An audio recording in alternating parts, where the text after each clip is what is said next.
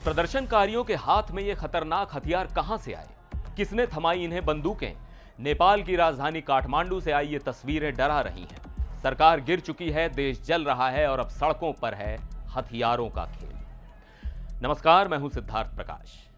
आज हम बात कर रहे हैं हमारे पड़ोसी देश नेपाल की, जहां हालात बेकाबू हो चुके हैं। जो तस्वीरें और खबरें काठमांडू से आ रही हैं वो किसी बुरे सपने से कम नहीं है। एक सरकार विरोधी प्रदर्शन, जिसे जेन जी प्रोटेस्ट कहा जा रहा है, अब इतना हिंसक हो गया है कि देश में तख्ता पलट हो गया है। प्रधानमंत्री केपी शर्मा ओली, राष्ट्रपति और कई मंत्रियों के इस्तीफे के बाद भी लोगों का गुस्सा शांत नहीं हुआ है। तो हुआ यह कि मंगलवार को प्रदर्शनकारी सिंह दरबार के अंदर घुस गए। अब आप पूछेंगे कि सिंह दरबार क्या है, तो समझ लीजिए जैसे भारत में हमारा संसद भवन और आसपास का इलाका है, वैसे ही नेपाल के लिए सिंह दरबार है। यह नेपाल सरकार का हेडक्वार्टर है। यहां सारे बड़े मंत्रालय और ऑफिस हैं और प्रदर्शनकारी बस घुसे नहीं, उन्होंने वहां घुसकर जो किया उसने सबको चौंका दिया। यहां सबसे बड़ा और डरावना सवाल खड़ा होता है, प्रदर्शनकारियों को हथियार किसने दिए? तस्वीरों में प्रदर्शनकारी हथियार लहराते हुए दिख रहे हैं, लेकिन ये हथियार आए कहां से? क्या ये उन्होंने पुलिस से छीने या फिर ये सुरक्षा बलों के हथियार थे जिन्हें लूट लिया गया? इस पर अभी तक कोई साफ जानकारी नहीं है। इतना ही नहीं, बताया जा रहा है कि प्रदर्शनकारियों ने पूर्व पीएम शेर बहादुर देउबा के घर पर भी हमला किया और वहां मौजूद सुरक्षा गार्ड से भी हथियार छीन लिए। सोचिए, जब जनता के हाथ में इस तरह हथियार आ जाएं तो स्थिति कितनी खतरनाक हो सकती है। और यह हिंसा सिर्फ एक जगह नहीं हो रही, पूरे देश में जैसे आग लगी हुई है।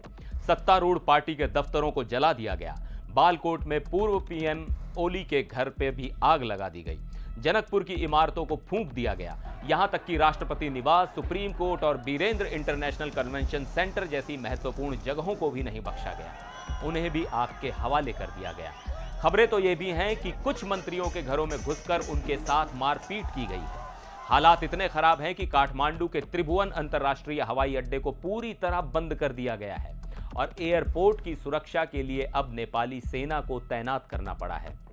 ये जो जेन जी के नेतृत्व में विरोध प्रदर्शन हो रहे हैं, ये सरकार के भ्रष्टाचार के खिलाफ शुरू हुए थे, लेकिन अब ये किस दिशा में जा रहे हैं कोई नहीं जानता। सूचना प्रौद्योगिकी मंत्री पृथ्वी सुब्बा गुरुंग का घर जला दिया गया। वित्त मंत्री विष्णु पौडेल और नेपाल राष्ट्र बैंक के गवर्नर के घर पर पत्थरबाजी हुई। इस हिंसा में अब तक 22 लोगों की मौत की खबर है और 500 से ज्यादा लोग घायल बताए जा रहे हैं।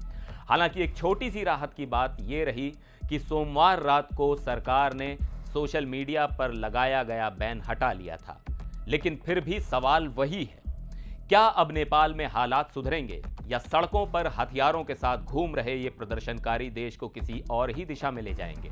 ये हथियारबंद भीड़ नेपाल के भविष्य के लिए एक बहुत बड़ा खतरा बन चुकी है। आपकी इस पूरी घटना पर क्या राय है? क्या आपको लगता है कि किसी भी विरोध प्रदर्शन में हथियारों का इस्तेमाल जायज है? हमें नीचे कमेंट्स में अपनी राय जरूर बताइएगा। फिर मिलेंगे एक और वीडियो में, तब तक के लिए नमस्कार।